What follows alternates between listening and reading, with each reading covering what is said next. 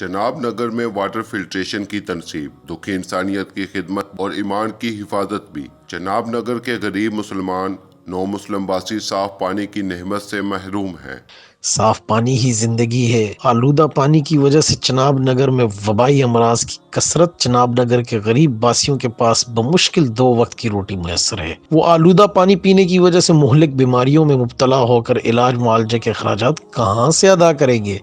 سوچیں کہ حاملہ خواتین بھی یہی آلودہ پانی پیتی ہیں۔ ہم ایک نئی آنے والی زندگی کو بیماریوں کے سوا کیا دے رہے ہیں؟ نومولود بچوں کو اپنی دنیا میں صاف پانی کے ذریعے خوش آمدید کہیے۔ انوار ختم نبوت ٹرسٹ کے بیماریوں کے خلاف اس جہاد میں ساتھ دیں۔ چناب نگر، چنی قریشیاں اور گرد و نواح کی غریب آبادی کے لیے بالکل مفت منرل واٹر، صاف پانی کے لیے واٹر فلٹریشن کی تنصیب جاری۔